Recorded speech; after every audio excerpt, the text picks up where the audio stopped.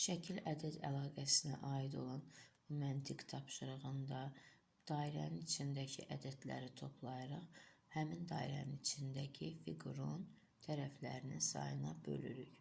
Birinci dairəmizin içində 8 ilə 14, 22, 22-nin üzərinə 13 gəlsək, 35, 35-in üstünə 7 gəlsək, 42 edir. 42-ni isə 3-ə bölsək, çünki dairənin içində 3 bucaq var, 14 edir.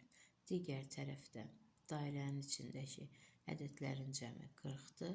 40-ı 4-ə bölsək 10 edir. Çünki dairənin içindəki kvadratdır. Kvadratın tərəflərinin sayı 4-dür.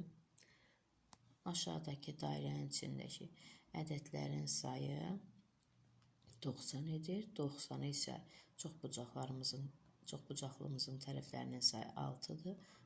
90-ı 6-ya bölsək, sual işarəsinin yerindəki ədədi almış oluruq. Cavab 15-dir.